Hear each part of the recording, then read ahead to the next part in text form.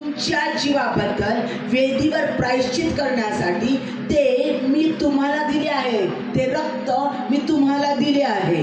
कारण रक्तात जीव असल्या कारणाने रक्तानेच प्रायश्चित होते. पापांची क्षमा रक्तानेच होते, रक्तानेच प्रायश्चित होते. आता आपल्याला बघायचं रक्तात जीवन आहे.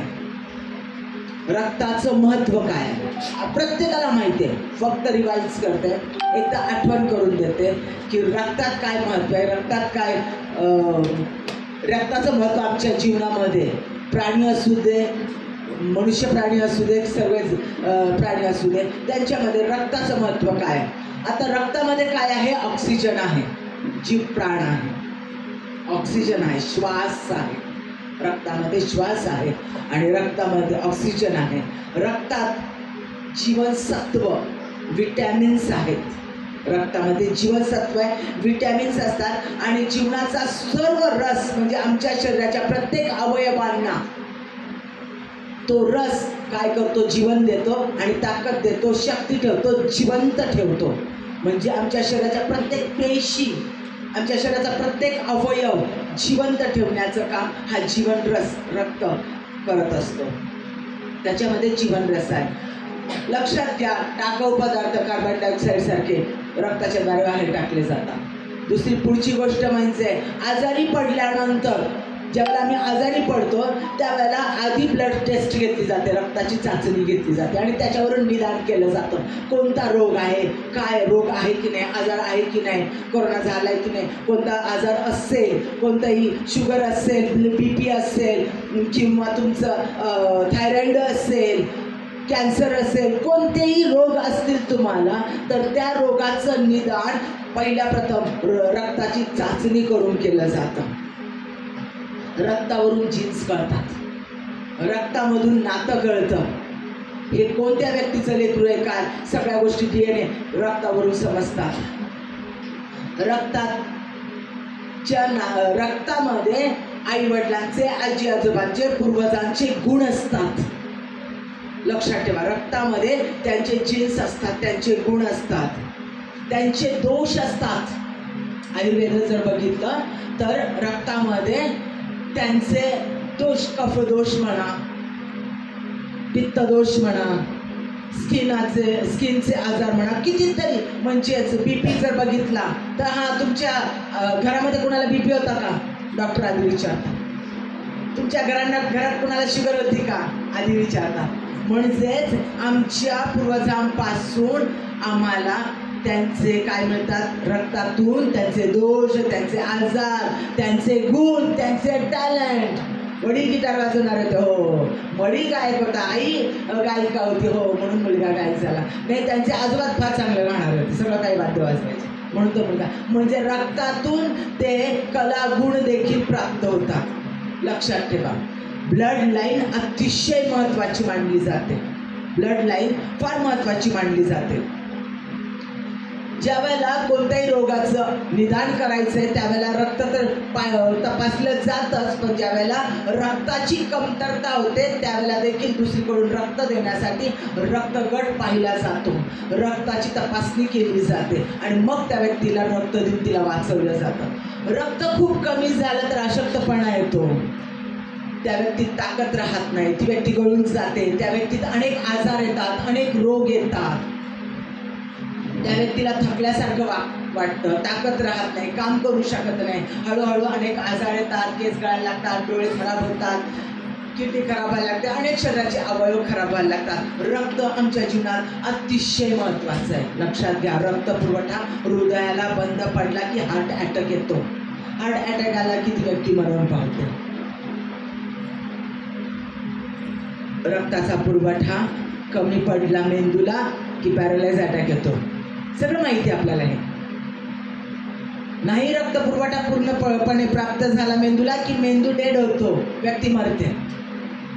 रक्त आमच्यासाठी अतिशय महत्त्वाचं आहे. प्रत्येक प्राण्यासाठी, प्रत्येक मनुष्यासाठी रक्त अतिशय महत्त्वाचं आहे. म्हणून म्हटलं जातं रक्तामध्ये जीवन आहे. लाईफ कशात आहे? रक्तामध्ये आहे. लक्षात घ्या प्रत्येक गोष्ट. आता पुढे आपल्याला बघायचं आत्मिक जगतामध्ये रक्ताचं काय महत्व आहे.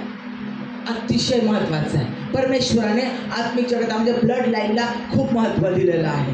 आपण गाणं गायला आता अब्राहमाच्या इसाकाच्या देवा, ती ब्लड लाईन आपण बोलतो. लक्षात घ्या. आणि ती ब्लड लाईन आत्मिकदृष्ट्या आपल्यापर्यंत येशूच्या द्वारे, त्याच्या रक्ताच्या द्वारे ती ब्लड लाईन आपल्याला येते. म्हणून आपण म्हणतो अब्राहमाच्या इसाकाच्या देवा तू माझा देव आहेस. लक्षात घ्या. तुम्ही इस्रायलचे वंशज नसताना आत्मिकदृष्ट्या इस्रायलचे वंशज होतात, कारण ते रक्त तुमच्यामध्ये आता वाहतं. आता तुमच्या पूर्वजांचं रक्त नव्हे, त्यांचे रक्त दोष नव्हे, त्यांचे गुण नव्हे, त्यांच्या वाईट गोष्टी, त्यांच्या कांडण्या गोष्टी, त्यांच्या चांगल्या गोष्टी किंवा काय असेल ते नाही. आता फक्त येशू ख्रिस्ताचं रक्त तुमच्या शरीरातून वाहतं. ज्यावेळेला आम्ही त्याला स्वीकारतो त्यावेळेला. आता आपण बायबलची पहिली 5 पुस्तकं जर बघितली, उत्पत्ती, निर्गम, लेविया, गणना आणि वाद, याच्यामध्ये मोशेने लिहिलेली 5 पुस्तकं, त्या पुस्तकांमध्ये रक्ताचं महत्त्व प्रचंड दिलेलं आहे. ज्या वेळेला उत्पत्ती आपण बघितलं, आदाम आणि हवेनं पाप केलं. आदाम आणि हवेनं पाप केल्यानंतर परमेश्वरापासून ते अंतरले गेले, कारण आज्ञा मोडणं म्हणजे पाप, आणि पाप आणि पवित्रता एकत्र राहू शकत नाही, आणि ते पाप बाजूला झाले, पाप म्हणून ते दूर लोटले गेले. त्यावेळेला परमेश्वराने त्यांना तिथं वचन दिलं, स्त्रीचं सीड, सैतानाचं डोकं म्हणजे सैतानाची अथॉरिटी, सैतानाचं डोकं म्हणजे त्याचा अधिकार नष्ट करेल, मृत्यूचा अधिकार. सैतानाचं डोकं काय होतं? मृत्यू. त्याचा अधिकार काय होता? मेन मृत्यू देणं. पापाचं वेतन काय आहे? मरण. कान देऊ नये का? पापाचं वेतन काय आहे? मरण. आम्ही सहज पाप करतो, सहज चुकीच्या गोष्टी करतो, सहज खोटं बोलतो, सहज आपल्या जवळच्या व्यक्तींना फसवतो, पण त्याचं वेतन कायमचं मरण आहे. शारीरिक आणि आत्मिक मरण. परमेश्वरापासून दुरावा, परमेश्वरापासून विभक्ती.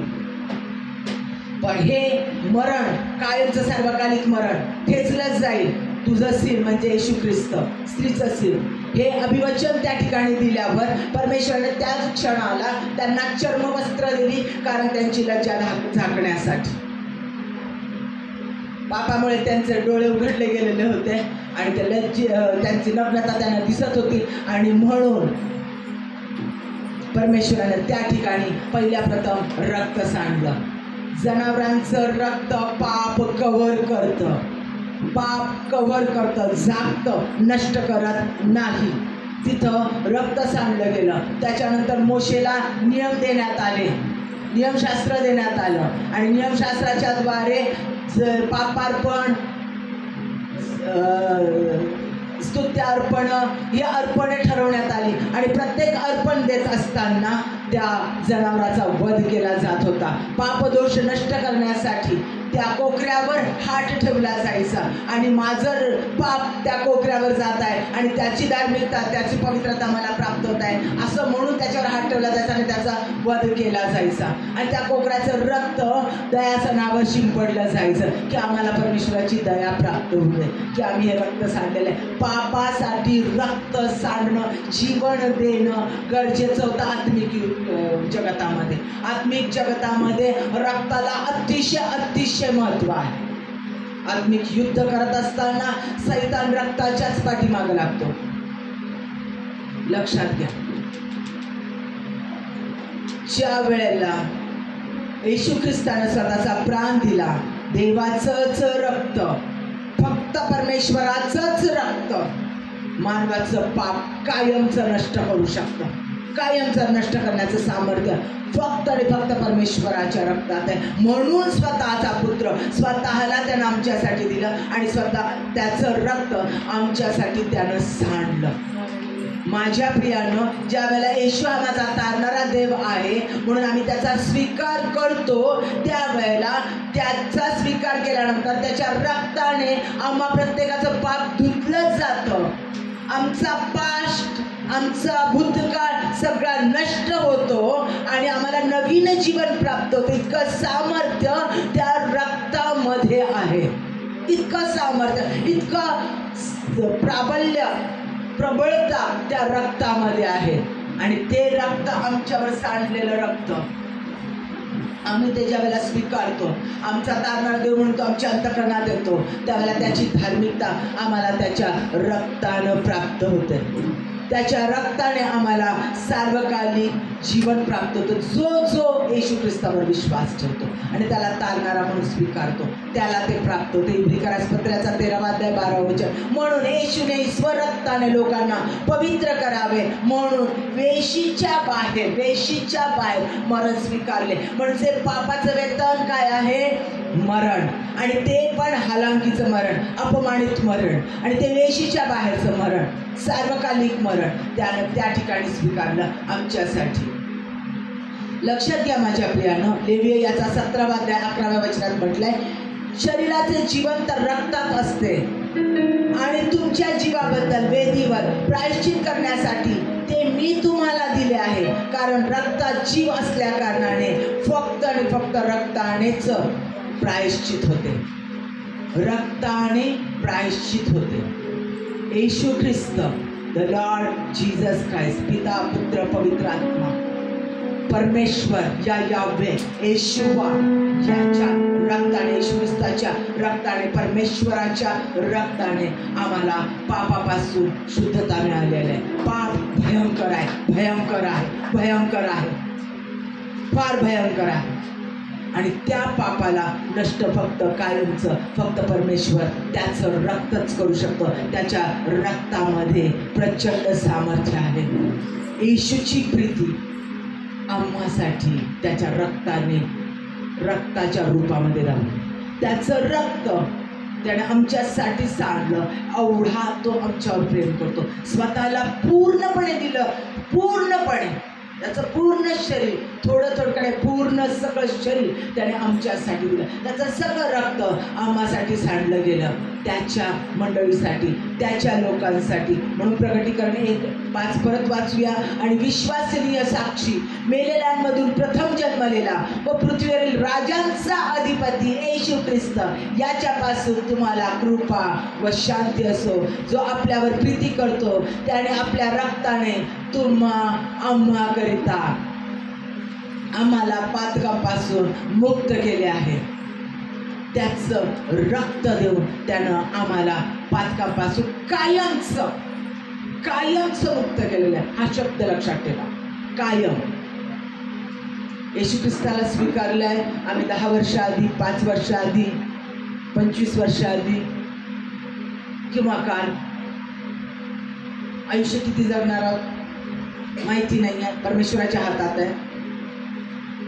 आतापर्यंत मी तुम्हाला सांगितलं, ह्या ऐकलेल्या गोष्टी तुम्ही ऐकल्या, आता तुम्हाला ऐकायचं आहे की त्याचं रक्त कायम. एकदा त्याला स्वीकारलं, एकदा मी त्याला स्वीकारलं, माझ्या अंतःकरणात तारणारा देव म्हणून त्याचं रक्त माझ्यावर ओतलं गेलेलं आहे. त्याच्या रक्तामध्ये अशुद्धता, पाप धुवून काढण्याचं सामर्थ्य आहे.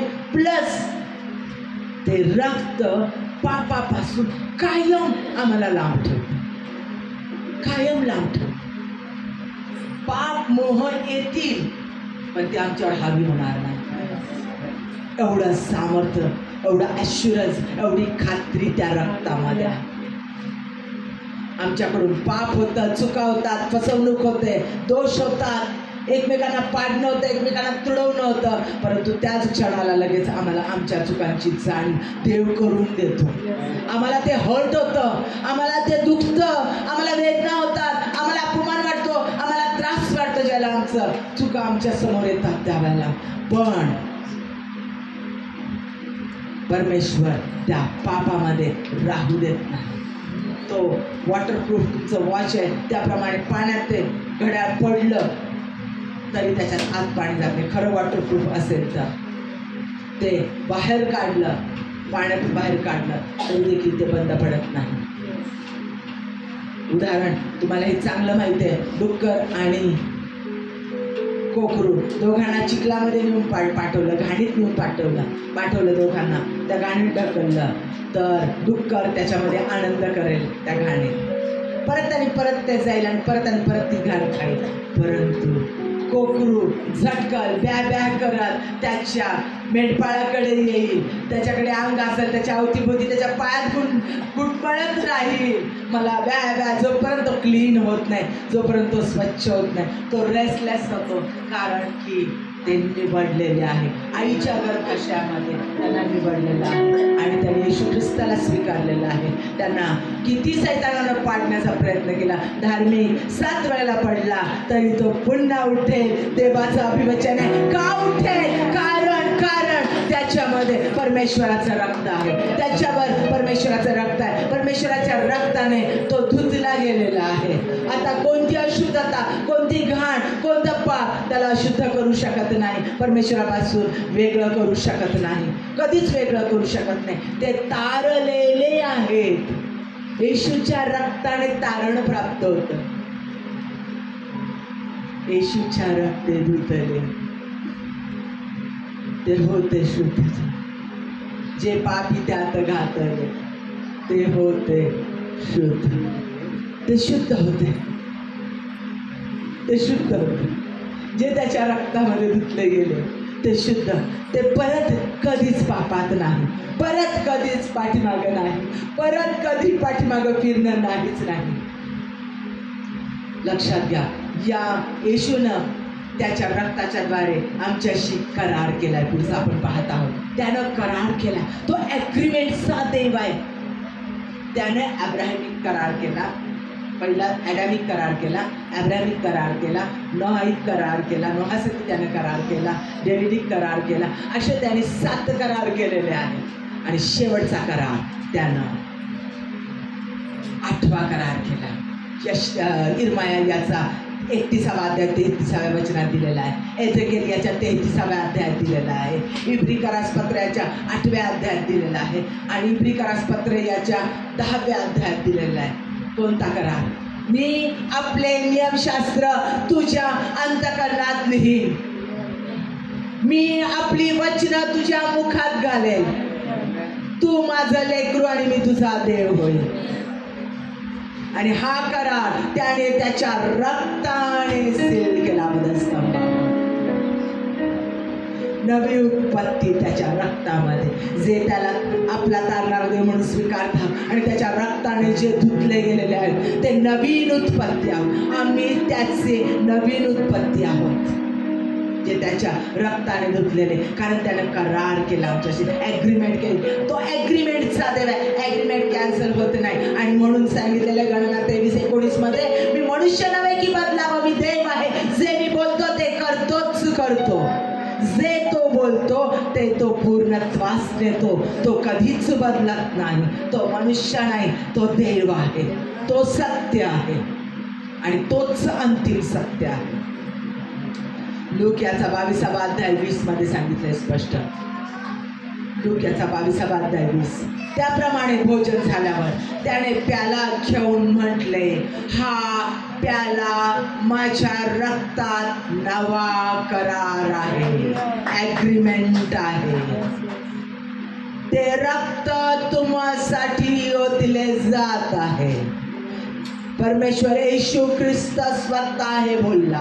मी वचन परत वाचते. ही ॲग्रीमेंट, हा करार तुमच्या आणि माझ्या संत येशू ख्रिस्ताने केलेला आहे. ज्यावेळेला आम्ही त्याला तारणारा देव म्हणून स्वीकारतो त्यावेळेला तो आमच्या संती हा करार करतो आणि त्याच्या रक्ताने हा करार त्यानं सिद्ध केलेला आहे. पाहतो, परत सांगतोय. त्याप्रमाणे भोजन झाल्यावर त्याने प्याला घेऊन म्हटले, हा प्याला माझ्या रक्तात नवा करार आहे. ते रक्त तुमच्यासाठी ओतले जात आहे. जो कोणी त्या रक्तावर विश्वास ठेवेल, येशू ख्रिस्तावर विश्वास ठेवेल, तो माझ्यासाठी मरण पावला. त्याचं रक्त माझ्यासाठी सांडलं गेलं.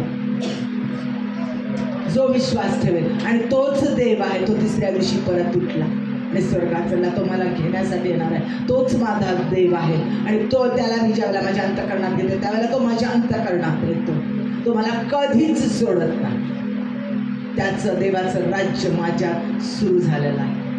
लगेच ते राज्य, त्याचं परमेश्वराचं राज्य माझ्यात सुरू झालेलं आहे. तो मला कधीच सोडत नाही. मग त्याचा 26वा अध्याय 28व्या वचनात देखील म्हटलंय.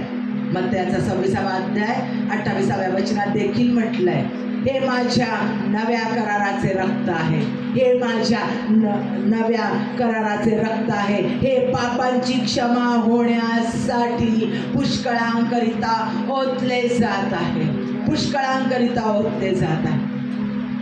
हा करार त्यानं केला, ॲग्रीमेंट त्याने केली. पुढचं आपण बघणार आहोत, येशूचं नीतिमत्व विश्वासणाऱ्यांना प्राप्त होते रक्ताच्या द्वारे.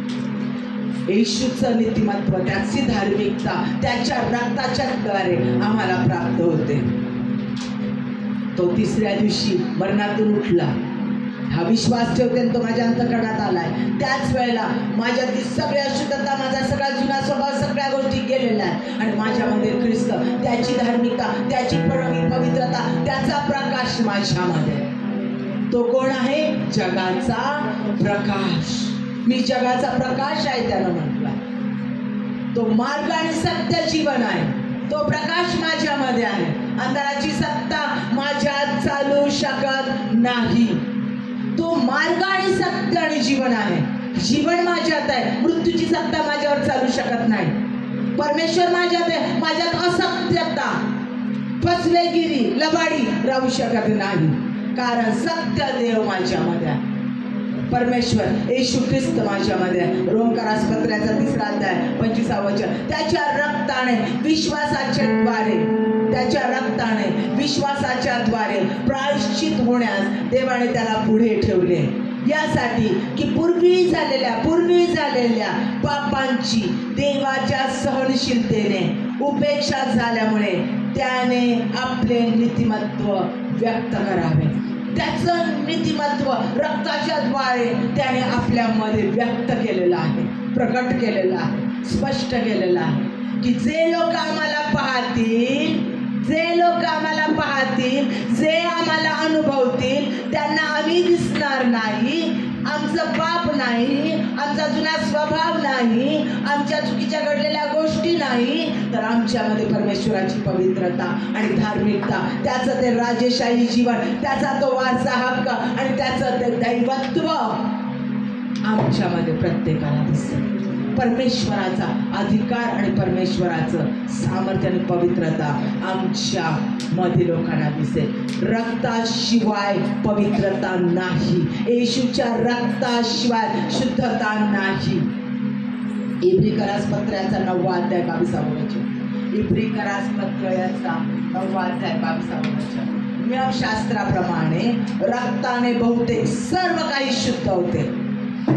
नियमशास्त्रात बघितलेले आहेत मी 5 पुस्तकं आधीच तुम्हाला सांगितलेली होती. उत्पत्ती, निर्गम, लेविया, गणना, हे पहिली 5 पुस्तकं जी आहेत, या 5 पुस्तकांमध्ये स्पष्ट सांगितलेलं आहे प्रत्येक वस्तू जी अपवित्र झालेली त्याच्यावर रक्त शिंपडलं जायचं, पशूचं रक्त शिंपडलं जायचं. वधलेला परमेश्वराला अर्पण केलेल्या पशूचं रक्त शिंपडलं जायचं आणि ती वस्तू, ती अपवित्र झालेली गोष्ट पवित्र केली जायची. आणि म्हणून सांगितलं नियमशास्त्राप्रमाणे रक्ताने बहुतेक सर्व काही शुद्ध होते आणि रक्त ओतल्या वाचून पाप क्षमा होत नाही. इब्रिकरास पत्राचा 9 अध्याय 14 वचन. तर सार्वकालिक आत्म्याच्या योगे ज्याने निष्कलंक अशा स्वतःस देवाला अर्पण केले, येशू ख्रिस्ताने स्वतःला देवाला अर्पण केलं, त्या ख्रिस्ताचे रक्त आपली सद्विवेक बुद्धी जिवंत देवाच्या सेवेसाठी निर्जीव कृत्यांपासून, पापाच्या कृत्यांपासून किती विशेष करून शुद्ध राखेल. माझ्या प्रियाने येशू ख्रिस्ताला स्वीकारलं तर ते पाप आम्हाला आकर्षित करूच शकत नाही. त्या जुन्या गोष्टी, त्या घाण गोष्टी, चुकलेल्या गोष्टी, फसवणुकीच्या गोष्टी आम्हाला परत परमेश्वरापासून वेगळं करूच शकत नाही. इतकं सामर्थ्य त्या रक्तामध्ये. पहिले योहान याचा 1 अध्याय 7 वचन. पहिले योहान याचा 1 अध्याय 7 वचन. जसा तो प्रकाशात आहे तसे जर आपण प्रकाशात चालत असलो तर आपली एकमेकांबरोबर सहभागिता, एकमेकांसंगती आपली सहभागिता आहे, कारण ती सहभागिता पवित्रतेची आहे. आणि त्याचा पुत्र येशू याचे रक्त आपल्याला पापापासून मग शुद्ध राखते. सहभागिता, पवित्र जनांची सहभागिता. काय येतो आम्ही मंदिरामध्ये, का आम्हाला सहभागिता हवी एकमेकांची. बंधू, बहीण आणि भाऊ सगळेजण चर्चमध्ये एकत्र का येतात? एक कुटुंब म्हणून आम्ही सगळेजण एकत्र येतो, कारण ती पवित्र जनांची सहभागिता आहे आणि ती पापापासून आम्हाला अलिप्त राखते. का? कारण त्या एकत्र येणाऱ्या प्रत्येक व्यक्तीवर परमेश्वराचं रक्त आहे. आणि त्या प्रत्येकामध्ये परमेश्वर आहे आणि त्याचा प्रकाश आहे. त्या प्रकाशात आम्ही ज्या वेळेला चालतो, त्या सहभागितेत आम्ही ज्या वेळेला चालतो, त्यावेळेला आम्हाला सामर्थ्य प्राप्त होतं, शुद्धता प्राप्त होते आणि अशुद्धतेपासून आम्ही लांब राहतो. अशुद्ध विचारांपासून, योजनांपासून, सैतानाच्या कावेर बाज दुष्ट प्लॅनपासून, योजनापासून परमेश्वर आम्हाला दूर राखतो. म्हणून परमेश्वराच्या लोकांची सहभागिता अत्यंत गरजेची आहे. आम्ही पापिष्ट लोकांच्या सहभागितेकडे जाण्याचा प्रयत्न करतो. आमचे लोक, आमचे पूर्वज, आमचे हे लोक, आम्ही जातो आणि आम्ही पापात अधिक पडत आम्ही परमेश्वरापासून दूर जातो. आम्हाला कधीच कळत नाही. आणि म्हणून पवित्र जनांची सहभागिता त्याच्यामध्ये येशू ख्रिस्ताचं रक्त आहे. आणि म्हणून इथं प्रेषितांची कृत्य 20 अध्याय 28 वचनात सांगितलेलं आहे, तुम्ही स्वतःकडे व ज्या कल्पात पवित्र आत्म्यानं तुम्हाला अध्यक्ष करून ठेवले आहे त्या सर्वांकडे लक्ष द्या, यासाठी की देवाची जी मंडळी त्याने आपल्या रक्ताने स्वतःकरिता मिळवली तिचे पालन तुम्ही करावे. ही मंडळी त्यानं त्याचं रक्त देऊन विकत घेतलेले.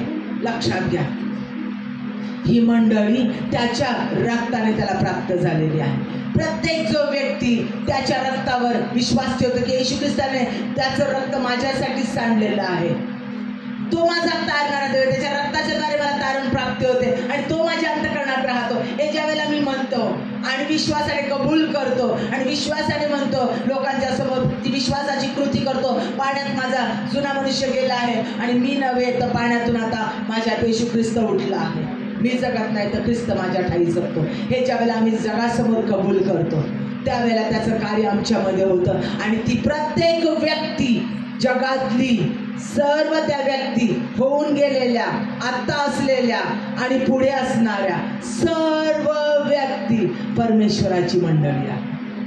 होऊन गेलेल्या विश्वासणारे, आत्ता असणारे विश्वासणारे आणि होणारे येथील जे जन्मास आणि जे येशू ख्रिस्ताचा स्वीकार करतील ते सगळे विश्वासणारे. ही एक मंडळी, युनिव्हर्सल मंडळी, जागतिक एक मंडळी आहे.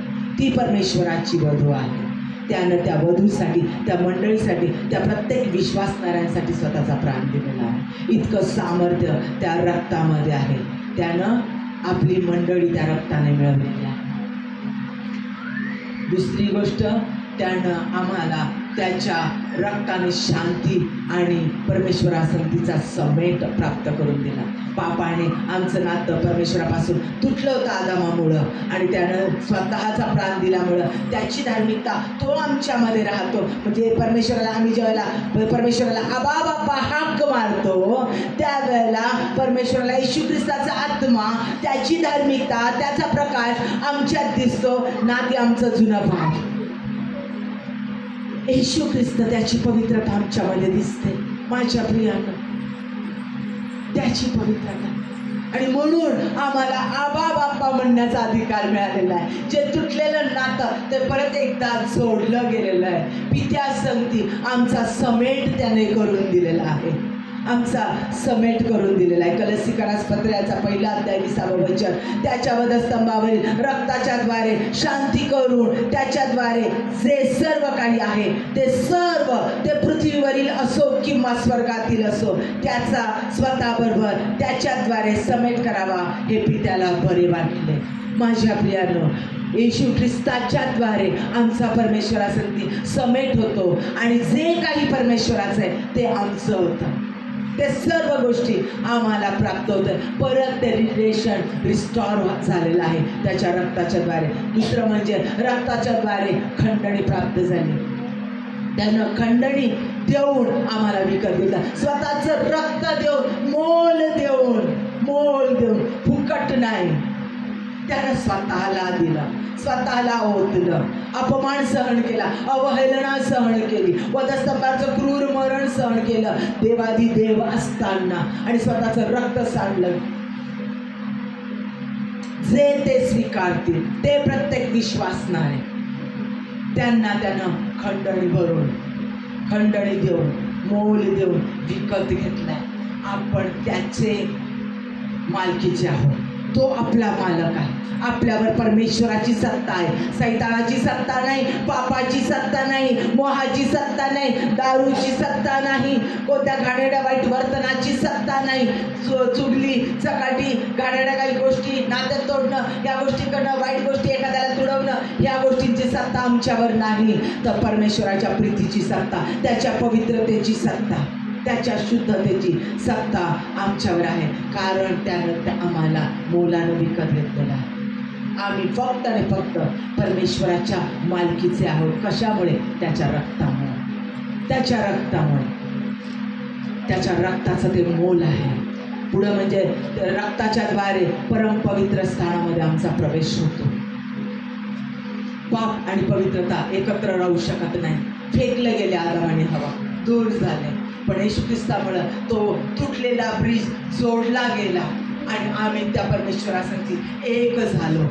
आम्ही त्या परमपवित्र स्थानामध्ये जाऊ. आज तुम्ही काय केली? वर्शिप केली. वर्शिप करत असताना ज्या वेळेला पास्टर म्हणत होते, पहा पर कोणाच्या डोळ्यातून अश्रू वाहत आहे, पहा कोणाला परमेश्वराचं सामर्थ्य जाणवत आहे. काय होतं? कुठे होता तुम्ही? तुम्ही त्याच्या परमपवित्र स्थानात प्रवेश करता. माझ्या प्रियानं, आम्ही वर्शिप करत असताना, त्याचं वचन ऐकत असताना, लक्षात घ्या, आम्ही प्रार्थना करत असताना, वचन ऐकत असताना, प्रार्थना करत असताना आणि त्याचं स्तवन करत असताना परम पवित्र स्थानात प्रवेश करतो. त्याच्यात जवळ जातो. त्या स्वर्गामध्ये, लक्षात घ्या, पुन्हा सांगते एक्सप्लेन करून, ह्या गूढ गोष्टी आहे, लक्षात ठेवा. योहान मध्ये काय सांगितलेलं आहे? योहान 15 मध्ये, मी खरा द्राक्षवेल आहे, तुम्ही माझ्यामध्ये राहा, मी तुम्हामध्ये राहील, म्हणजे तुम्ही फळ देणारे आहात. जसा पिता माझ्यात राहतो आणि मी पित्यामध्ये राहतो, तसे तुम्ही माझ्यात राहा, मी तुम्हामध्ये राहील. हे कळालंय? घरी गेल्यावर परत वाचा, परत सांगते तुम्हाला. मी खरा द्राक्षवेल आहे, तुम्ही माझ्यामध्ये राहा, मी तुम्हामध्ये राहील, मगच तुम्ही फळ देऊ शकणार आहात. जसा पिता माझ्यात राहतो, स्वर्गीय पिता माझ्यामध्ये, येशूमध्ये राहतो. येशूमध्ये कोण राहतो? स्वर्गीय पिता. आणि येशू कुणामध्ये राहतो? स्वर्गीय पित्यामध्ये. हे कळतंय? तसा तुम्ही माझ्यामध्ये राहा. म्हणजे आपण ज्या वेळेला त्याला तारणारा देव म्हणून स्वीकारतो, त्यावेळेला तो आमच्यामध्ये राहतो. बरोबर आहे? आणि मग आम्ही त्याच्यामध्ये राहतो. कुणामध्ये राहतो? कुणामध्ये राहतो? येशू ख्रिस्तामध्ये. आणि येशू कुणामध्ये राहतो? पित्यामध्ये राहतो. आता येशू कुठे आहे? स्वर्गामध्ये. कुठे? पित्याच्या उजवीकडे बसला आहे. म्हणजे आम्ही कुठे आहोत? येशू ख्रिस्तामध्ये. म्हणजे आम्ही कुठं बसलेलो आहोत? कुठे बसलेलो सांगा? त्याच्या उजव्या बाजूला, त्याच्या सहभागितेमध्ये, परमेश्वराच्या सहभागितेमध्ये, त्याच्या परमपवित्र स्थानामध्ये. म्हणजे त्याच्या रक्ताच्या द्वारे आम्हाला, सांगा सांगा, त्याच्या रक्ताच्या द्वारे आम्हाला त्याच्या परमपवित्र स्थानामध्ये प्रवेश करण्याचं सामर्थ्य प्राप्त होतंय. ती जागा आम्हाला प्राप्त होते. तुमची जागा समजते काय आहे? तुम्ही साधारण व्यक्ती आहात का? नाही. निवडलेले त्याचे लोक. स्वतःचं मोल समजून घ्या प्रियांनो. तुम्ही म्हणून यशया 43 मध्ये म्हटलं, तुम्ही माझ्या दृष्टीने अनमोल आहात. ते उगाच अनमोल शब्द नाही वापरलेला आहे. काय अनमोल आहात तुम्हाला कळतंय? त्याचं अनमोल रक्त आमच्यासाठी सांडलं गेलेलं आहे. लक्षात घ्या, त्या रक्ताच्या द्वारे आम्हाला परम पवित्र स्थानामध्ये प्रवेश मिळाला. त्याच्या रक्ताच्या द्वारे आम्ही येशू ख्रिस्तामध्ये राहतो. त्याच्या रक्ताच्या द्वारे आम्ही परम पवित्र पित्याच्या मध्ये आम्ही राहतो. इब्रिकरासपत्राचा 10 अध्याय 19-20. म्हणून बंधुजनो, त्याने पडद्यातून म्हणजे स्वदेहातून जो नवीन व जीवनयुक्त मार्ग आमच्यासाठी स्थापित केला, त्या मार्गाने परमपवित्र स्थानात येशूच्या रक्ताच्या द्वारे प्रवेश मिळण्याचे करण्याचे आपल्याला धैर्य आले आहे. त्याचं शरीर म्हणजे एक पडदा. त्या पडद्याच्या द्वारे आम्ही कुठे गेलेलो आहे? परमपवित्र स्थानात. माहिती आहे ना? परम पवित्र स्थान आणि परमपवित्र स्थान, जिथं परमेश्वराचं सानिध्य आहे, त्याच्यामध्ये एक पडदा आहे. तो पडदा फाटला गेला, माहिती आहे ना? म्हणजे हा पडदा येशू ख्रिस्त. त्या पडद्याच्या द्वारे आम्ही कुठे गेलाय? तो द्वार आहे, डोर आहे. माझ्या वाचून पित्याकडे कोणी जाऊ शकत नाही. कळतंय? आम्ही येशू ख्रिस्ताच्या द्वारे कुणामध्ये जातो? पित्यामध्ये जातो. टाळ्या वाजून परमेश्वराला धन्यवाद देऊया. हालेलुया. ओ रिया रबा शरबा, ओ यंदनमः हालेलुया ओ यरररररबा. खूप गूढ गोष्टी परमेश्वर आम्हाला उलगडून सांगत आहे माझ्या प्रियांनो. आता रक्ताच्या द्वारे परमपवित्र स्थानात आम्ही आत प्रवेश करतो. आता आम्हाला पुढे बघायचं आहे. आम्ही ख्रिस्ताचे अनुयायी आहोत. कोण आहोत? अनुयायी. त्याला आम्ही स्वीकारलेले आहे. त्याची लेकरं आम्ही आहोत, त्याचे वारस आम्ही आहोत, त्याचे अनुयायी आहेत. म्हणून आम्हाला त्याच्या रक्ताच्या द्वारे शुभ्र वस्त्र प्राप्त होतात. त्याच्या रक्ताच्या द्वारे शुभ्र वस्त्र, लक्षात घ्या, शुभ्र वस्त्र प्राप्त होतात. प्रकटीकरणाचा 7वा अध्याय 14वे वचन. मी त्याला म्हटले, प्रभो हे तुला ठाऊक आहे. तो मला म्हणाला, त्याने विचारले हे कोण आहेत? आत्म्यानं विचारलं योहानाला हे कोण आहेत? आणि योहान म्हटला, मी त्याला म्हटले हे प्रभो हे तुला ठाऊक आहे. तो मला म्हणाला, मोठ्या संकटातून येतात ते हे आहेत. मोठ्या संकटातून येतात ते हे आहेत, ह्यांनी आपले झगे कोकराच्या रक्तात धुवून शुभ्र केले आहेत. त्यांनी आपले झगे येशूच्या रक्तात, कोकऱ्याच्या रक्तात धुवून शुभ्र केलेले आहेत. ज्या वेळेला आम्ही परमेश्वरामध्ये येतो, त्याच्या रक्तामध्ये आमची वस्त्र, शरीराची वस्त्र, आत्म्याची वस्त्र धुवून शुभ्र झालेली आहे. त्याची पवित्र वस्त्र आम्हाला प्राप्त होतात माझ्या प्रिय. त्याची पवित्रता आम्हाला प्राप्त होते. आणि प्रकटीकरणात सांगितले ते पवित्र शुभ्र वस्त्र परिधान केलेले, त्याचे पवित्रच्या उपडे पडून त्याला म्हणतात पवित्र पवित्र पवित्र. मगाशी पास्टरांनी सांगितलं. माझ्या प्रियांनो, आम्हाला शुभ्र वस्त्र त्याच्या रक्ताने प्राप्त होतात. पुढचं म्हणजे सैतानाला जिंकण्याचं सामर्थ्य आम्हाला त्याच्या रक्ताच्या द्वारे प्राप्त. सैतानाला जिंकण्याचं सामर्थ्य आम्हाला त्याच्या म्हणजे येशू ख्रिस्ताच्या रक्ताच्या द्वारे प्राप्त होतं. कान देऊन ऐका, सैतान तुम्हाला ऐकू देणार नाही. सैतान इतर गोष्टी ऐकायला लावेल, पण विचार करायला लावेल दुसऱ्या गोष्टींचा. तो त्याच्या गुढ गोष्टी तुम्हाला ऐकू देणार नाही. कान देऊन परमेश्वराचं वचन, परमेश्वराचा आत्मा काय बोलतो ते ऐका. प्रकटीकरणाचा 12वा अध्याय 11 वचन. त्याला म्हणजे सैतानाला, त्याला, त्यांनी म्हणजे विश्वासणाऱ्यांनी, लक्ष देऊन ऐका, त्याला म्हणजे सैतानाला, त्यांनी म्हणजे विश्वासणारी व विश्वासणाऱ्यांनी कोकराच्या रक्तामुळं म्हणजे येशू ख्रिस्ताच्या रक्तामुळं व आपल्या साक्षीच्या वचनामुळं जिंकले. आणि त्यांच्यावर मरणाची पाळी आली तरी त्यांनी आपल्या जीवावर प्रीती केली नाही. त्यांनी सैतानाला जिंकले. सैतानाला जिंकण्याचं सामर्थ्य येशूच्या रक्ताच्या द्वारे आम्हाला प्राप्त होते. आज ते मौल्यवान रक्त आम्हाला प्राप्त झालेलं आहे. त्याचं मौल्यवान रक्त, मग ते एकदा प्राप्त झालं, ते मौल्यवान रक्त कधीच आमच्यापासून जात नाही, कधीच नाही जात. ते कोटिंग आमच्यावर कायम आहे, ते कधीच जात नाही. मग त्या रक्तात सामर्थ्य आहे. ते रक्त आमच्या जवळ आहे, ते आमच्यामध्ये आहे. ते रक्त आमच्या शरीरातून सळसळून वाहतं. तो करार त्यानं केलेला आहे आणि तो करार आम्ही आठवतो. त्याचं प्रभू भोजन आम्ही घेतो, द्राक्षरस आणि त्याची भाकर, ते सिम्बॉल आहेत, एक प्रतीक आहे आणि विश्वासाने आम्ही ते घेतो. तो विश्वास महत्वाचा आहे. तो विश्वास की त्याचं रक्त माझ्या शरीरात आहे, त्याच्या रक्ताच्या द्वारे मला शुद्धी प्राप्त होते. त्याचं शरीर माझ्यामध्ये, तो माझ्यामध्ये राहतो. हे आम्ही कृतीला प्रकट करतो. तो करार आम्ही कृती करून प्रकट करतो. आणि मी येईपर्यंत तुम्ही जीवनाच्या शेवटच्या क्षणापर्यंत हे करत राहा, असं त्याने आज्ञा दिलेली आहे. त्या रक्तामुळे आम्हाला त्या रक्ताचं मोल आमच्यामध्ये आहे आणि त्या रक्ताच्या द्वारे आम्हाला काय काय प्राप्त होतं जे कंटिन्युअसली आमच्यामध्ये. पहिलं म्हणजे त्या रक्ताच्या द्वारे आम्हाला परमेश्वराचे यावे येशू ख्रिस्त जो जगाचा निर्माण करताय, जो प्रीतीचा देव आहे, त्याचे सगळे गुण प्राप्त होतात. आता पहिलं बघूया. रक्तामध्ये आमच्या पूर्वजांचे गुण असतात, त्यांचे टॅलेंट, त्यांचे दोष असतात. म्हटलं होतं ना मी, रक्ताचे गुण वैशिष्ट्य सांगितले होते की नाही मी तुम्हाला. आता येशू ख्रिस्ताचे रक्त आमच्यामध्ये आहे. ते सगळं आमचं जुनं रक्त, सगळं पूर्वजांचं रक्त गेलं आहे. ज्यावेळेला आम्ही येशू ख्रिस्ताला स्वीकारलंय, आमच्यामध्ये येशू ख्रिस्ताचंच रक्त आहे. आणि येशू ख्रिस्ताच्या रक्तामुळे आम्हाला काय मिळतं तर त्याचे गुण आम्हाला मिळतात. त्याचे गुण वैशिष्ट्य, त्याचे जो स्वभाव आहे तो आम्हाला प्राप्त होतो. प्रियानो, आमचा जुना स्वभाव मेला आहे. कळलं? सायन्सनी काय सांगितलंय? तुमच्या पूर्वजांचे गुण तुम्हाला रक्तामुळे मिळतात. ज्यावेळेला आम्ही येशू ख्रिस्ताला आमचा तारणारा स्वीकार म्हणून स्वीकारतो, आमचं त्याच्या रक्तानं आमचं पाप धुतलं जातं आणि त्याचं रक्त आमच्या शरीरात सळसळून राहतं. आणि त्या रक्तामध्ये त्याचे गुण आहेत. येशू ख्रिस्ताचे गुण आहेत त्या रक्तामध्ये. ते रक्त आमच्यामध्ये माझ्या प्रियांनो.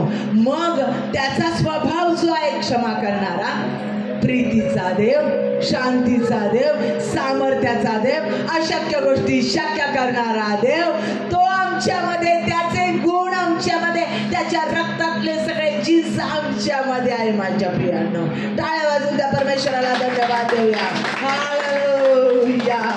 तो रोग बरे करणारा जेव्हा राखवा आमच्यामध्ये आहे, त्याचं रक्त आमच्यामध्ये आहे, त्याचं आरोग्यच आमच्यामध्ये आहे. म्हणजे आम्ही ज्या ज्या व्यक्ती आमच्या सानिध्यात येईल त्या त्या व्यक्तीला आमच्याद्वारे आरोग्य प्राप्त होईल.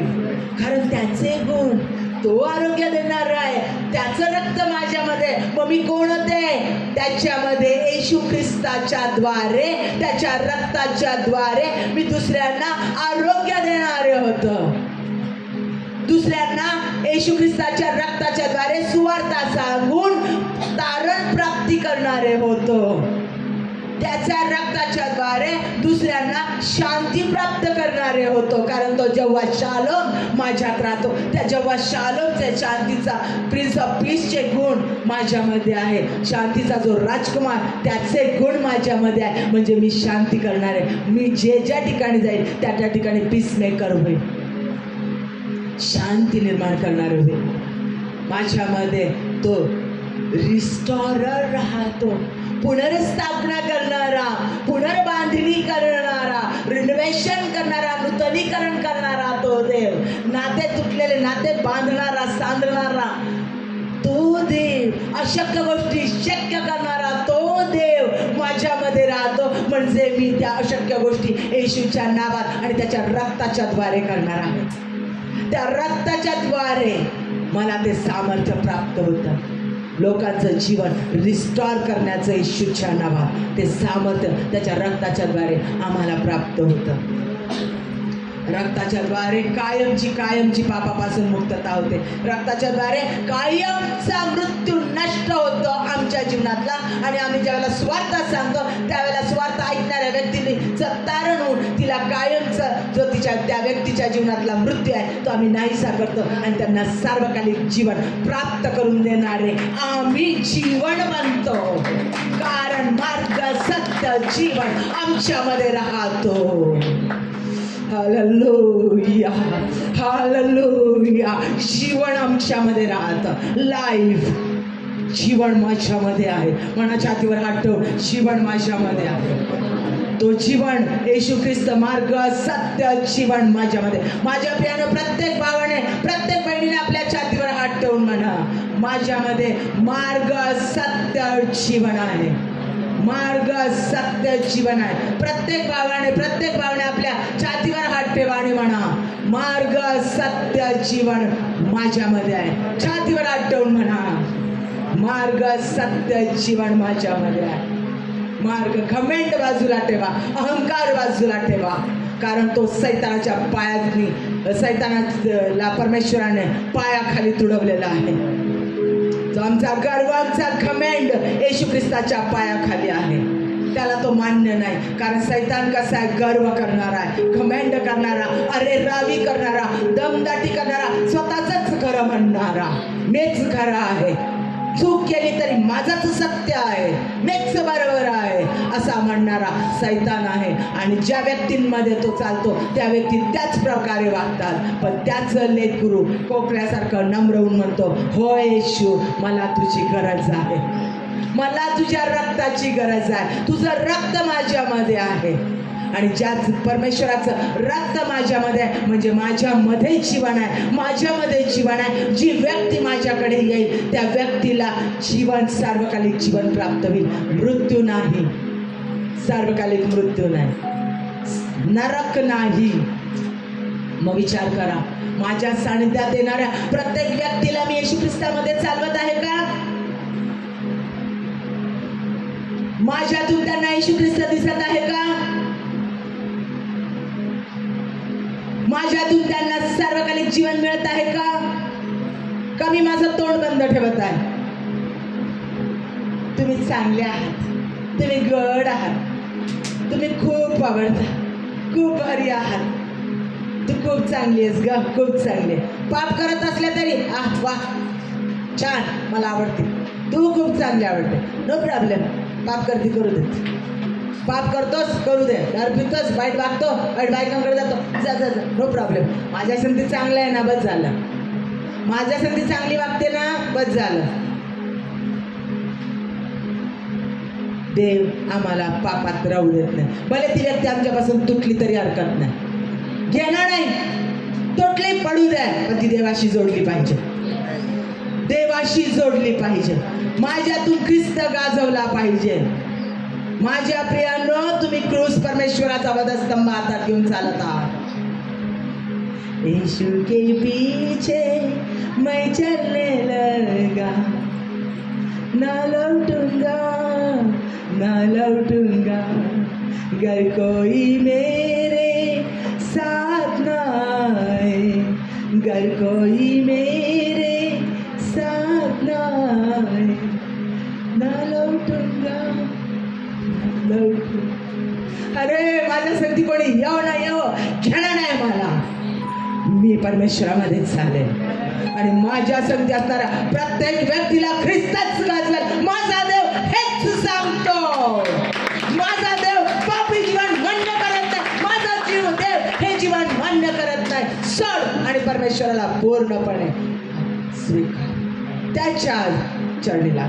माझ्यापेक्षा प्रेम परमेश्वरावर का, परमेश्वराकडे फोकस, कारण तारणारा फक्त परमेश्वर आहे. मुक्ती, सार्वकालिक जीवन फक्त परमेश्वरात आहे. मनुष्य बदलेल, परमेश्वर कधीच नाही बदलत, कधीच नाही बदलत. त्याची प्रीती कधी थंडावत नाही, कधीच नाही, तो सोडत नाही, टाकत नाही. आणि तोच फक्त आम्हाला श्रेष्ठ स्थानावर चालू देतो, उत्तम स्थानावर ठेवतो. आम्ही ज्या वेळेला त्याचं रक्त आम्हाला मिळतं त्यावेळेला सगळ्यात मोठा आमचा फायदा म्हणजे आम्ही परमेश्वरासारखे होतो. वा, हा, परमेश्वरासारखे होतो. आम्ही प्रयत्न करतो एखाद्या सुंदर दिसणाऱ्या नटीसारखे, माधुरी दीक्षित सारखे होते, या नटीसारखे, त्या नटीसारखे, मग शाहरुख सारखे, सलमान सारखं, मग या नटासारखं, त्या नटीसारखं, या नेत्यासारखं, त्या नेत्यासारखं, या पास्टरसारखं, त्या सेविकेसारखं व्हायचा प्रयत्न करतो. नाही होत आहे. इथं तर आम्हाला सांगितलंय परमेश्वरासारखे आम्ही होतो. अरे परमेश्वरासारखे होतो, परमेश्वर नाही. आम्ही परमेश्वर बनत नाही. लुसिफरने परमेश्वर बनण्याचा प्रयत्न केला, परमेश्वर बनण्याचा प्रयत्न नाही करू शकत, पण परमेश्वरासारखे होतो कारण त्याने त्याच्या प्रतिरूपाचा आम्हाला बनवलेलं होतं. सैतानानं ते नष्ट केलं, पण त्यानं आमच्यासाठी रक्त सांडल्यामुळं आम्ही परत त्याच्यासारखे होतो, कारण तो आमच्यात राहतो. आम्ही परमेश्वरासमान होतो, त्याच्यासारखे होतो. परमेश्वर होत नाही, परमेश्वर बनत नाही. परत लक्षात ठेवा, गर्व, घमेंड, अहंकार, धार्मिकतेचा गर्व सगळ्यात मोठं पाप. मी खूप पवित्र आहे, मी खूप धार्मिक आहे, मी खूप अशी आहे, मी खूप तशी आहे. धार्मिकतेचा घमेंड सगळ्यात मोठं पाप. मी खूप बायबल वाचते, मी खूप उपवास करते, मी खूप पहाटे उठते आणि मी खूप प्रार्थना करते म्हणजे मी खूप धार्मिक. काहीच नाही. हे तर तुम्ही केलंच पाहिजे, आंब्याच्या झाडाला आंबे लागलेच पाहिजे, त्याला कशाला कारले लागायला पाहिजे? जर येशू ख्रिस्त तुमच्यामध्ये आहे तर तुम्ही तीच फळं दिली पाहिजे. त्यात काय विशेष आहे? विशेष काय त्याच्यामध्ये? हे केलंच पाहिजे, तुमचं कामच आहे. आम्ही याला गरीबाला देतो, आम्ही त्याला देतो दान, त्याला देतो दान, केलंच पाहिजे. त्यात काय विशेष आहे? आम्ही या बहिणीसाठी प्रार्थना केली, आम्ही त्या बहिणीसाठी प्रार्थना केली, आम्ही तिच्यासाठी ना 8 दिवस दवाखान्यात होतो, ते ॲडमिट होते तर खूप सेवा केली, कारण ती आमची कोणी नाही पण येशू ख्रिस्तातली बहीण आहे. मग त्यात काय विशेष आहे? केलंय, करायलाच पाहिजे, कारण तुमच्यामध्ये येशू ख्रिस्त आहे, तो करून घेतो तुमच्यामध्ये. ते फळ आहे. तुम्ही माझ्यात राहा, मी तुम्हामध्ये राहील, म्हणजे तुम्ही फळ देणार व्हाल. फळ देणार केलं ना देवाने, मग ते फळांचा कुठं गर्व करतात? ते दरवर्षी आंब्याला लागतात आंबे, आंब्याच्या झाडाला. तो गर्वच करत फिरतो की मला आंबे लागले, आंबे लागले, आंबे लागले.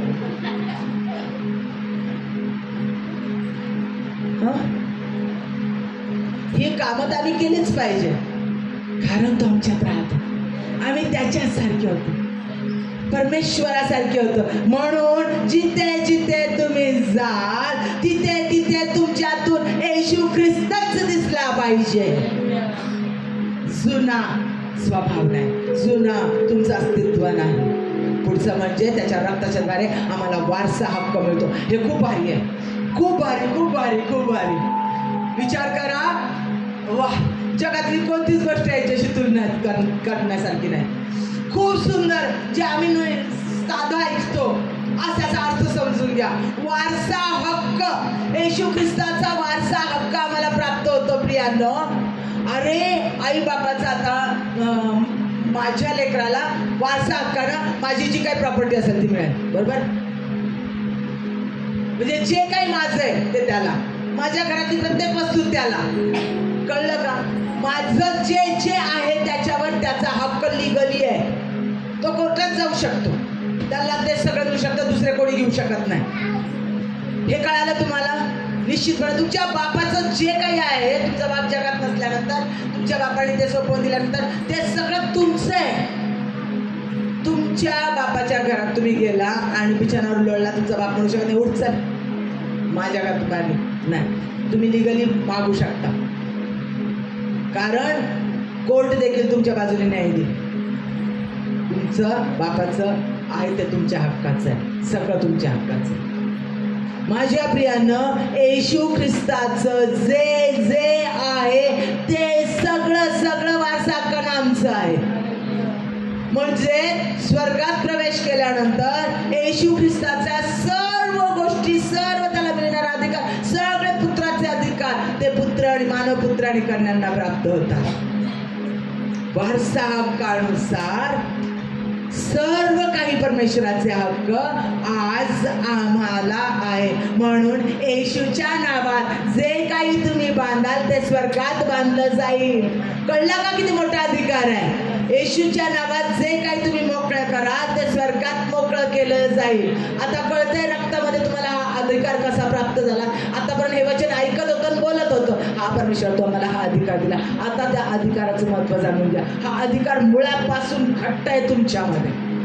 हा अधिकार कोणीच काढून घेऊ शकत नाही, कोणीच काढून घेऊ शकत नाही. या अधिकाराच्या विरुद्ध कोणीच जाऊ शकत नाही, कोणीच नाही. जगातली कोणतीच ताकद नाही, कोणतीच शक्ती तुमच्या जीवनातून हा अधिकार काढू शकत नाही. ज्या वेळेला येशूच्या नावात जे काही तुम्ही त्याच्या वचनानुसार बांधाल ते बांधलंच जाईल.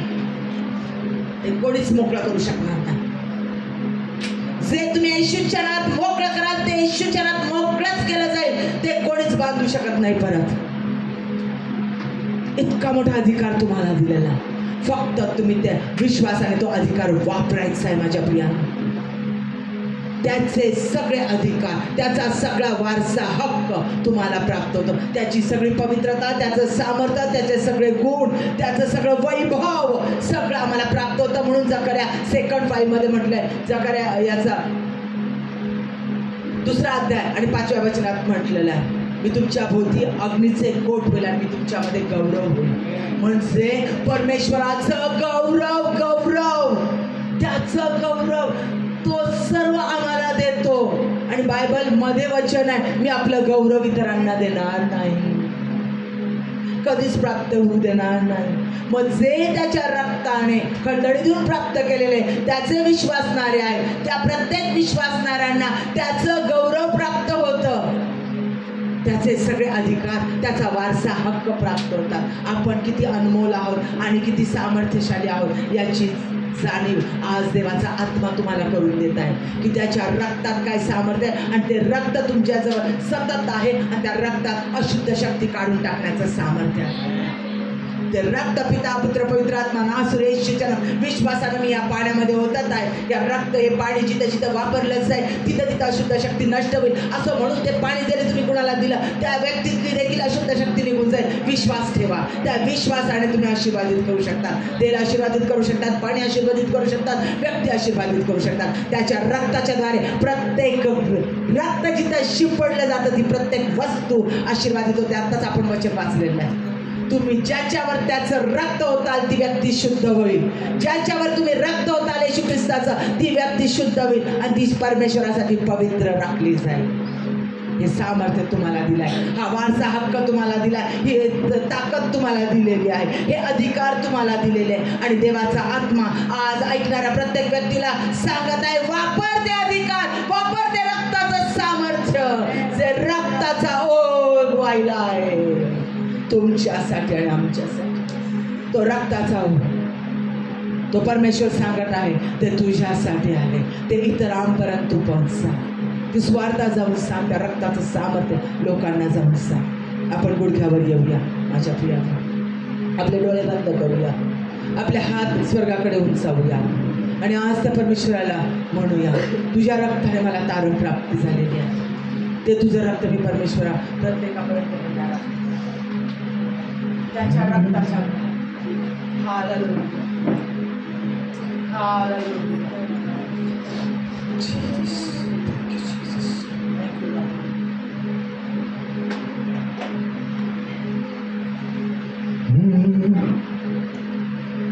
पीली कृसावर काया तू आगाध केलीस माया. हर पीली कृसावर काया तू आगाध केलीस माया. तव चरणी नमवी तो माथा, तव चरणी नमवी तो माथा. माझी तारण झाले आता, माझी तारण झाले आता. तुझ्या रक्ताने, तुझ्या रक्ताने, तुझ्या रक्ताने, तुझ्या रक्ताने, तुझ्या रक्ताने प्रभू ख्रिस्ता माझे तारण झाले आता, माझे तारण झाले आता. हे आज करी या जगती, हे आज बरी या जगती. नाही केली खरी कोणी प्रीती, हे आज बरी या जगती. नाही केली खरी कोणी प्रीती. किती गाऊ तुझी गुणगान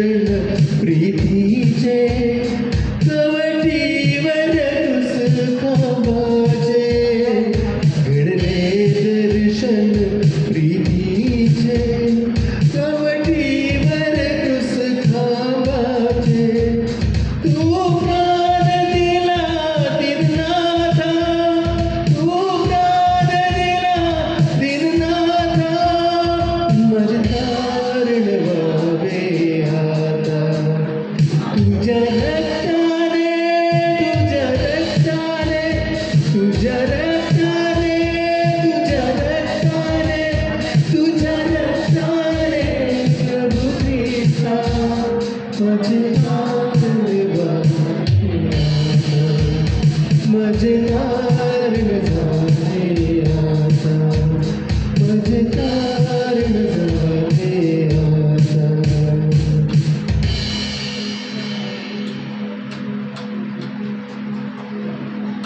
हालेलुया हालेलुया हालेलुया हालेलुया हल्ला शंदरा बहाला. आज त्याच्या रक्ताने आमचं तारण झालेलं आहे आणि ते रक्त आम्ही इतरांपर्यंत पोहोचवतोय का? देवाचा आत्मा आम्हाला विचारत आहे. मी इतरांपर्यंत सुवार्थ सांगत आहे का? जे पापामध्ये आहे त्यांना पापातून बाहेर काढण्यासाठी मी परमेश्वराचं वचन त्यांना सांगत आहे का? मी त्यांना सुवार्थ सांगत आहे का? ते रक्त मी त्यांच्यापर्यंत नेऊन पोहोचवत आहे. त्या रक्तात काय सामर्थ्य आहे मी लोकांना सांगत आहे का? देवाचा आत्मा आज तुम्हा प्रत्येकाला विचारत आहे आणि आज त्या देवाला वचन द्या येशू ख्रिस्ताला. होय परमेश्वरा, तुझं ते मौल्यवान रक्त जे तू माझ्यासाठी सांडलं गेलेलं आहे, ते तारण तू मला दिलेलं आहेस. काही वर्षाआधी काही महिन्यांच्या आधी तुम्हाला तारण प्राप्ती करून दिलेले ते तारण इतरांपर्यंत नेण्यास तुम्हाला सहाय्य कर. आजपासून मी शांत राहणार नाही तर माझा उपयोग करून घे. तू तारणारा देव आहेस हे सगळ्या जगाला सांगण्यासाठी माझं मुख उघड परमेश्वरा. तुझ्या पवित्रतेचा इंगळ माझ्या मुखाला लाव आणि मला शांत बसू देऊ नकोस. तारणाची घोषणा करणार असं तुम्हाला करतात. सतत आणि सतत प्रत्येक क्षणाला तारणाची घोषणा करणार मला बनव. मागा देवाकडे, मागा परमेश्वराकडे आजच. कारण त्याचा आत्मा आज तुम्हा प्रत्येकाशी बोललेला आहे. मी नाही बोलले, कोणी व्यक्ती तुमच्याशी बोललेली नाही, तर देवाचा आत्मा तुमच्याशी बोललेला आहे. त्याचं तारण त्याने तुम्हाला दिलेलं आहे.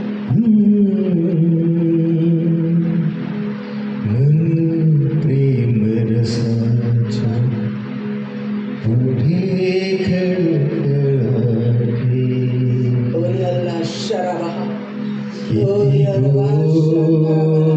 किती ओरी हन्ना यहरबा अल्लाह किती गोड किती रुद्र महल गोड नाम तव वाटे प्रेम रसाच्या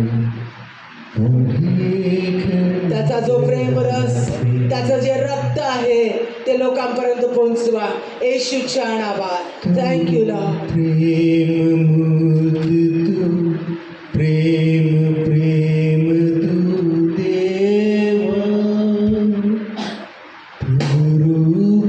रूपायशी धरून येशुरामा परमेश्वराचं प्रीती, त्याचं रक्त आम्हासाठी वाहिलं आहे.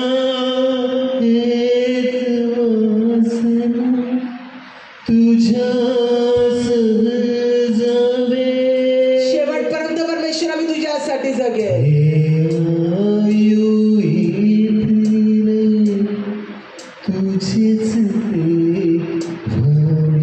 फक्त तुझ्यासाठी आणि ते तारण मी इतरांपर्यंत पोहोचले.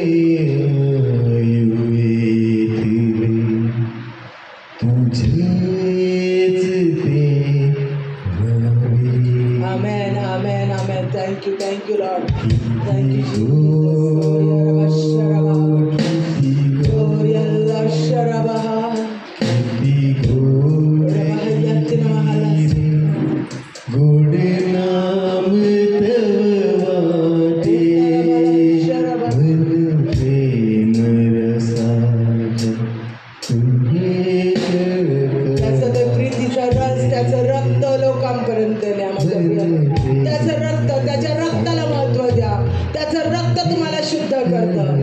तुझं रक्त तुमच्या संगती शेवटपर्यंत आहे.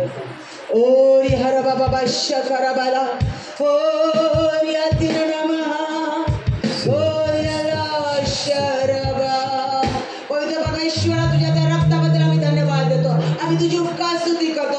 आज तुझा पवित्र आत्मा आमच्या प्रत्येकाशी बोललेला म्हणून धन्यवाद देतो.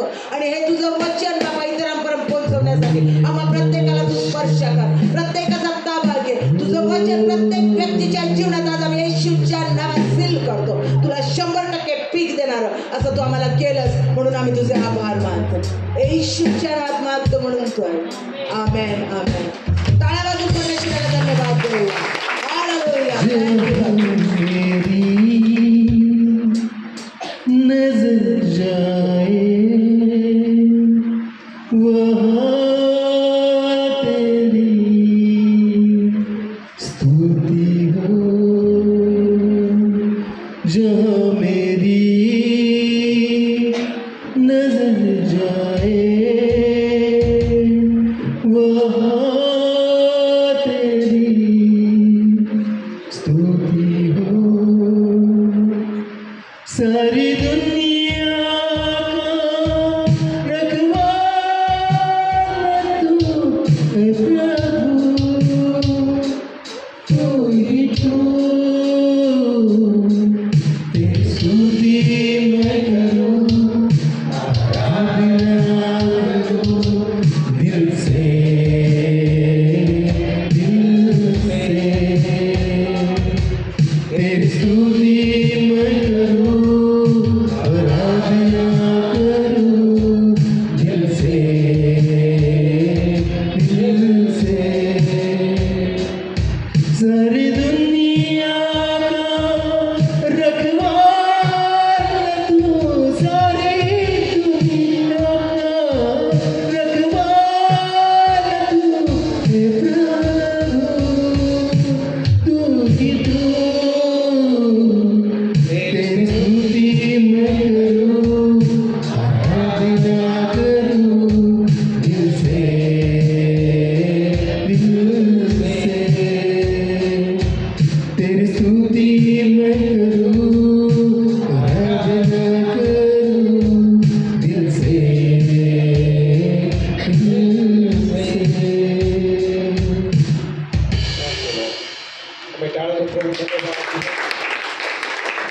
आमेन आमेन आमेन. हालेलुया. प्रभू चांगला आहे. हालेलुया.